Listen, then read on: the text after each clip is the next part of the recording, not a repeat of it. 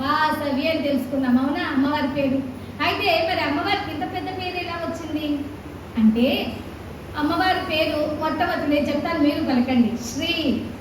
శ్రీ అంటే శుభస్వరూపమైనది, మంగళకరమైనది శ్రీ.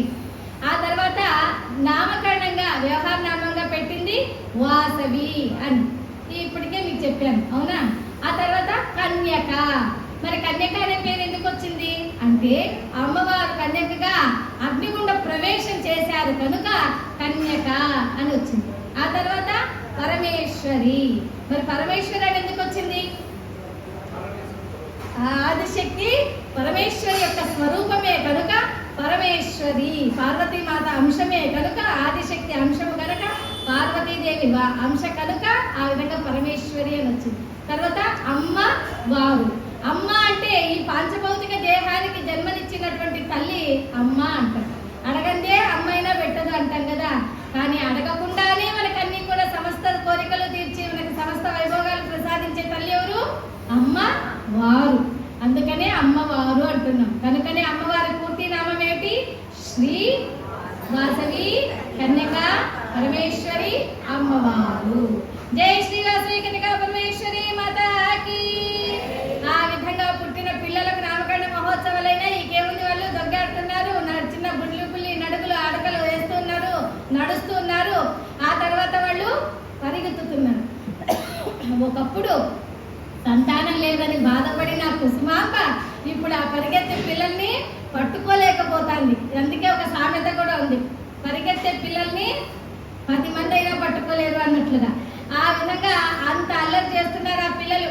అదేవిధంగా శ్రీకృష్ణ భగవానుడు తన చిన్నతనంలో ఎన్ని వేషాలు వేశారో, ఎంత అల్లరి చేశారో, ఎంత మాయలు చేశారో, ఆ విధంగా అమ్మవారి కూడా అన్ని మాయలు చూపించారు. అదే విధంగానే అమ్మవారి లీలలు, మహామహిమాన్వితమైన లీలలు ఎన్నో చూపించింది వాసవి విరూపాక్షులు కూడా.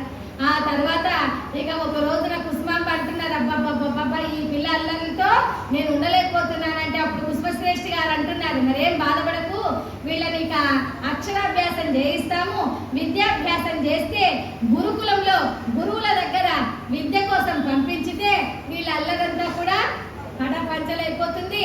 కాస్త గురు సన్నిధిలో గురు శిక్షణతో బాగా పిల్లలంతా కూడా వృద్ధి చెందుతారు, మంచి చదువులు నేర్చుకుంటారు, నువ్వేం భయపడ కుసుమంతా అంటూ మరుసటి రోజునే ఒక బంగారు రథంలో ఆ కుసుమశ్రేష్ఠి కుసుమాంబ గారు ఆ గురువు గారికి మంచి ఒక పెద్ద బంగారు పళ్ళెంలో పట్టు వస్త్రములు, పీతాంబరములు, మంగళ ద్రవ్యములతో, తాంబూలాదులతో, మధురమైన పండ్లతో గురు దక్షిణలన్నీ తీసుకొని వాళ్ళు వెళుతున్నారు. ఇక వీళ్ళు వెళ్తున్నారని తెలుసుకున్నటువంటి ఆ గురువు గారు ఇక ఎప్పుడెప్పుడు వాసవి వస్తుందా నా గురుకులానికి అని చూస్తున్నారు. ఎందుకంటే మొట్టమొదటి నుంచి అమ్మ ఆదిశక్తి అంశ వాసవిగా జన్మించిందని ఒక్క గురువు గారికి తెలుసు. ఎందుకంటే ఆ గురువు గారు భాస్కరాచార్యుల వారు బ్రహ్మదేవుని అంశనే కనుక ఆ బ్రహ్మదేవుని అంశంలో ఉన్నటువంటి ఆ గురు భాస్కరాచార్యుల వారికి అంతా తెలిసిపోతుంది అమ్మవారు వస్తుందని.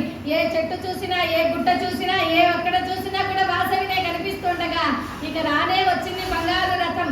ఆ బంగారు రథంలో వెలుగొందిపోతున్నారు కుసుమాంబ పిల్లలైనటువంటి ఈ వాసవి విరూపాక్షులు.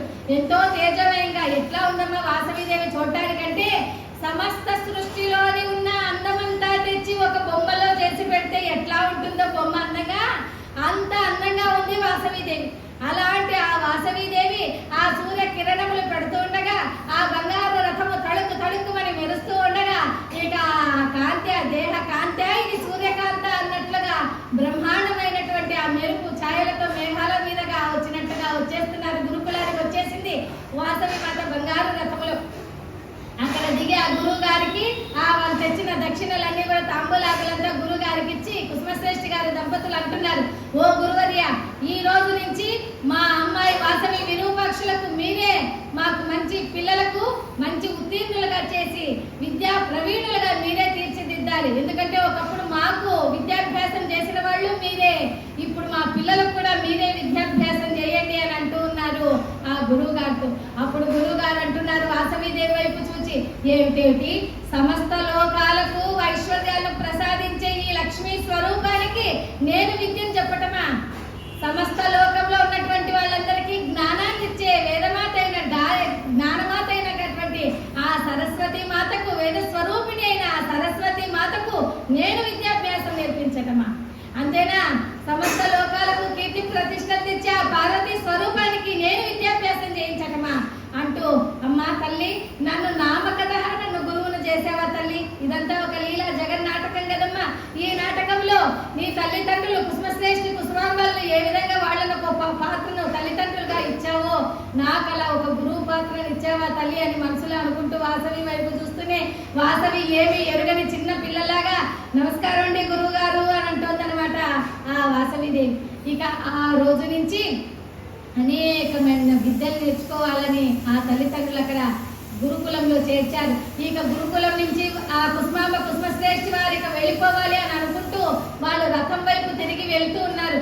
కాస్త దూరం వెళ్ళగానే గబాల పరిగెత్తుకుంటూ వచ్చారు వాసవి విరూపాక్షులు. ఆ తల్లిదండ్రులకి ఇద్దరికి గట్టిగా ఇలా పట్టుకునేశారు. ఆ తర్వాత మళ్ళీ కాసేపు సంధాయించి మళ్ళా గురుకులంలో విద్యాభ్యాసం కోసం అక్కడ వదిలి వెళ్ళారు కుసుమాంబ దంపతులు. ఆ రోజు నుంచి అమ్మవారు ఆ విరూపాక్షుడు ఎన్ని విద్యలు నేర్చుకున్నారమ్మా అంటే అనేకమైన విద్యలు నేర్చుకున్నారు. అష్టవర్షే చతుర్వేది అన్నట్లుగా 8 సంవత్సరములకు చతుర్వేదాలను నేర్చుకున్నారు. మనకి ఎన్నున్నాయమ్మా వేదాలు? ఏమున్నాయి? ఋగ్వేదము, యజుర్వేదము, సామవేదము, అథర్వణ వేదం. ఈ 4 వేదాలను 8 సంవత్సరాలకే నేర్చుకునేశారు. ఆ తర్వాత 12 సంవత్సరాలకు వేదాంగాలు నేర్చుకున్నారు. అంగాలు, వేదాలలో అంగాలేమి? జ్యోతిష్ శాస్త్రము, ఇలాగే మరి అనేకమైనటువంటి శాస్త్రాలు, యుద్ధ రంగము, తంత్రశాస్త్రం, ఈ మంత్రశాస్త్రాలు, ఇవన్నీ కూడా నేర్చుకునేశారు. ఆ తర్వాత 16 సంవత్సరాలకు వాళ్ళు శాస్త్రాలన్నీ కూడా నేర్చుకోవటం అయిపోయింది. ఆ తర్వాత 18 సంవత్సరాలకు యుద్ధ విద్యలు కూడా నేర్చుకుంటున్నారు. యుద్ధ విద్యలు అంటే ఏంటి? ఇలాగ అస్త్రాలు పట్టుకొని వేయటం అంటే, శస్త్రాలన్నీ పట్టుకొని బాణాలు అంటాం కదా మనము. ఆ యుద్ధ విద్యలన్నీ కూడా నేర్చుకునేశారు. ఎన్ని సంవత్సరాలకమ్మా? 18 సంవత్సరాలకు. ఇదంతా జరిగేకి ముందు కూడా ఆ కుసుమాంబ కుసుమశ్రేష్ఠి వారితో ఇలాగా అబ్బాయి పిల్లలు అల్లరి ఎక్కువ అయిపోతుంది అని అన్నప్పుడు ఆ పిల్లలు ఎందుకంటే ముద్దుగా ఆరామంగా చూస్తూ ఉన్నారు. ఎందుకు అంటే ఎప్పుడైనా కానీ చూడండి, పిల్లల్ని ఎలా పెంచాలి అంటే 5 సంవత్సరములు వచ్చే వరకు వాళ్ళను ఒక రాజకుమారులాగా, ఒక దేవదూతల్లాగా వాళ్ళని చూసుకోవాలి. అంటే దేవతల్ని ఎట్లా చూసుకుంటాం అంత అపురూపంగా చూసుకోవాలి పిల్లల్ని. ఆ తర్వాత 10 సంవత్సరంలో వచ్చినప్పుడు వాళ్ళకి చిన్న చిన్న పనులు చెప్తూ ఒక సేవకుల్లాగా చూడాలి. లేదా ఒక గ్లాస్ ఇచ్చి అమ్మ ఇది తాతయ్యకి ఇచ్చిరాపమ్మ, లేదా ఒక పువ్వులు ఇచ్చి అమ్మ ఇది అమ్మమ్మకి ఇచ్చిరాపమ్మ, ఇది నానమ్మకి ఇచ్చిరాపమ్మ, అబ్బకి ఇచ్చిరాపమ్మ అంటూ వాళ్ళకి చిన్న చిన్న పనులు చెప్తూ ఒక సేవకుల్లాగా చూడాలి. అదే 16 సంవత్సరంలో వచ్చినప్పుడు ఎలా చూడాలి పిల్లల్ని అంటే ఒక స్నేహితుల్లాగా చూడాలి, మిత్రుల వలె చూడాలి. అప్పుడే వాళ్ళలోని భావనలో ఉన్నటువంటి వాళ్ళు వ్యక్తీకరిస్తారు. ఆ మాటల్లో అంతా కూడా వీళ్ళ తల్లిదండ్రులకు తెలియజేస్తారు. వాళ్ళ యొక్క సంతోషాన్ని, ఆ దుఃఖాన్ని అన్ని కూడా తెలియజేస్తే అప్పుడు వాళ్ళకి దానికి తగినట్టుగా, ఆ పిల్లలకు తగినట్టుగా సలహాలు ఇస్తారు తల్లిదండ్రులు. ఆ తర్వాత పెళ్లి తర్వాత ఎలా ఉండాలి అంటే బంధువులను చూసినట్టుగా చూడాలి. మీరు కోపం చేసుకున్నా పర్లేదు, తప్పదు, నేను చెప్పాల్సిందే.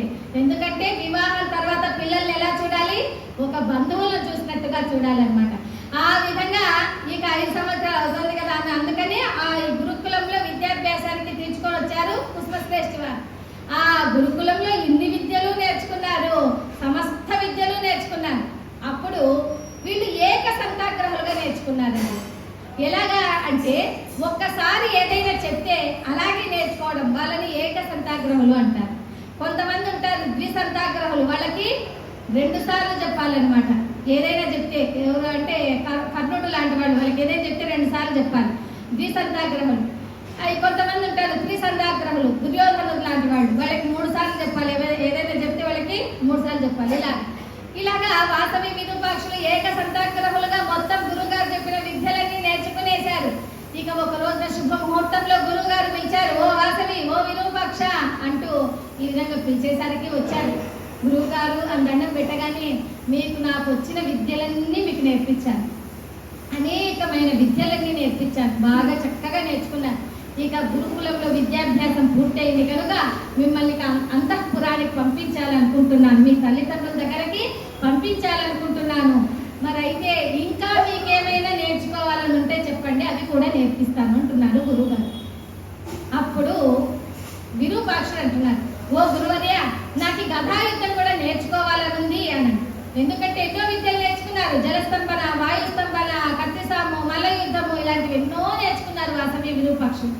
ఇక ఆ గదాయుద్ధం నేర్పించాలంటేనే అప్పుడు అంటున్నారు, ఓ గురువర్య గదాయుద్ధం నేర్పండి అంటే అప్పుడు మహర్షులు అంటున్నారు, గురువు గారు ఇదేమిటి విరూపాక్ష, నీకెందుకయ్యా, అంతమంది ఉన్నారు కదా, మీకెందుకు గదాయుద్ధం అంటే, లేదు గురువు గారు, మాకు పూర్వకాలం నుంచి కూడా రాజ్యాంగాలు చక్రవర్తిత్వం ఉంది కనుక పూర్వకాలం నుంచి ఉండేటువంటి రాజ్యాంగాన్ని ఇప్పుడు నేను కూడా ఆ విద్య నాకు తెలుసుండాలి. ఎప్పుడైనా ఎవరైనా అవతల వాళ్ళు దండెత్తి వచ్చినప్పుడు మా రాజ్యం పైకి నేను ఒక్కసారి గద తీసుకొని ఇలా గదాయుద్ధం చేశానంటే ఒక్కసారి ఒక దెబ్బకు 100 మంది అలాగే పారిపోవాలి, ఆ విధంగా నాకు నేర్పించండి అన్నారు. ఓ అలాగే అన్నారు గురువు గారు. ఆ తర్వాత వాసవి మాతను అడుగుతున్నారు, ఓ వాసవి, నీకు కూడా ఇంకా ఏమైనా నేర్చుకోవాలని ఉందా? ఎందుకంటే నీవు విరూపాక్షుని కంటే ఎక్కువ విద్యలు నేర్చుకునేసావు. మామూలుగా ఉన్నటువంటి ఈ వాయుస్తంభన, జలస్తంభన విద్యకు ఈ యొక్క శాస్త్రము, చతుర్వేదము, ఆయుర్వేద శాస్త్రము, జ్యోతిష్య శాస్త్రము, తర్కము, ఇవన్నీ కూడా నేర్చుకునేశారు. ఇంకా ఏమైనా నేర్చుకోవాలా అంటే అమ్మవారు అడుగుతుంది, అవును స్వామి, నాకు విలు విద్య కూడా నేర్పించండి అంటుంది. విల్లు విద్య అంటే ఇలా తీసి బాణాలేట అన్నమాట. ఇదేమిటమ్మా నీకు విలు విద్య అని చుట్టుపక్కల ఉన్న పిల్లలంతా అడుగుతున్నారు. ఇదేమిటి, ఎవరైనా ఆడపిల్లలు విలు విద్య నేర్చుకున్నట్టుందా? ఎవరైనా విన్నామా? అసలు కవచం ధరించినట్టుందా? యుద్ధం చేసినట్లుందా? విలు విద్య ఎవరైనా నేర్చుకున్నారా? పదరాజులతో యుద్ధం చేసినట్టుందా? ఓ వాసవి, ఇదేమిటి, నువ్వు విలు విద్య నేర్చుకుంటావా అని చుట్టుపక్కల పిల్లలందరూ అడుగుతున్నారు. అప్పుడు అమ్మవారు చెప్తున్నారు, ఓ ఎందుకు నేర్చుకోలేదు? దుర్గాదేవి ఆమె యుద్ధం చేయలేదా? మహిషాసురుని సంహరించలేదా? అలాగే రామచంద్రుల వారు రావణాసుని, దశకంఠ రావణుని సంహరిస్తే ఆ జానకి మాత శతకంఠ రావణుని సంహరించింది కదా. అలాగా కైకేయి మాత, అలాగే మనకి సత్యభామ, ఇలాగ ఎంతో మంది యుద్ధాలు చేశారు కదా పురాణాలలో. అంతేందుకు, మొన్నటి దాకా మనం చూసినట్టుగా ఓరుగల్లును పరిపాలించినటువంటి రాణి రుద్రమదేవి, ఇదే విధంగా బొంబాయిని పరిపాలించినటువంటి ఝాన్సీ లక్ష్మీబాయి, కిత్తూరు చెన్నమ్మ, కర్ణాటక ఆమె వీరవనిత, ఇలాంటి వాళ్ళందరూ కూడా యుద్ధాలు విద్యలు నేర్చుకున్నారు కదా ఆడవారు కూడా అని వాసవీదేవి చెప్పేసరికి వీళ్ళందరూ కూడా ఓ సరే అంటున్నారు. అప్పుడు గురువు గారు కూడా సరేనమ్మ నేర్పిస్తానంటూ 41 రోజుల్లో గదాయుద్ధమేమో విరూపాక్షునికి, విలు విద్యేమో వాసవి మాతకి నేర్పించేసరికి వాళ్ళ విద్యాభ్యాసం చక్కగా పరిపూర్ణంగా అయిపోయింది. ఆ తర్వాత ఎప్పటి నుంచి ఇక రావాలనుకుంటున్న వాళ్ళు అంతఃపురానికి వచ్చేసారు వాసవి విరూపాక్షుని తీసుకొని గురువు గారు. అప్పుడు ఆ కుసుమశ్రేష్ఠి వారు, కుసుమాంబ గారు ఎంతో సంతోషపడ్డారు. ఇన్ని విద్యలు నేర్చుకొని ఇన్ని సంవత్సరముల తర్వాత రాజ్యాంగానికి వచ్చిన ఆ పిల్లల్ని చూడడానికి రాజ్యాంగంలో చక్కగా అందరూ కూడా ఆ రాజ్య ప్రజలంతా కూడా వచ్చేసారు. వచ్చిన వాళ్ళందరూ ఊరుకుంటారా? ఓ విరూపాక్ష, నువ్వు ఆ విద్యలు నేర్చుకున్నావట కదా, ఏవయ్యా నువ్వు ఈ విద్యలు నేర్చుకున్నావట కదా, ఏది గదాయుద్ధం ఒక్కసారి చూపించనేసరికి ఆయన దసరా శరన్నవరాత్రుల్లో ఒక రోజున యుద్ధం చేసి అందరితో శభాష్ అనిపించుకున్నారు. అలాగే వాసవి మాతతో, ఓ వాసవి, నీవు విలు విద్య నేర్చుకున్నావంట కదా, ఏది చూపించమ్మా అనేసరికి ఆమె అలా బాణాలు తీసి అలా ఎక్కువ పెట్టి వేసేసరికి అక్కడ ఉన్న తోటపల్లి, వనపల్లి, దాంట్లో ఉన్నటువంటి ఆ పల్లెలలో ఉన్నటువంటి మామిడి వృక్షాలకు ఆ బాణాలు తగిలి ఆ పండ్లన్నీ గలగల జలజల రాలిపోయాయి. ఆ పండ్లన్నీ అంత బాగా విలు విద్యను ప్రదర్శించింది వాసవి మాత. జై భలో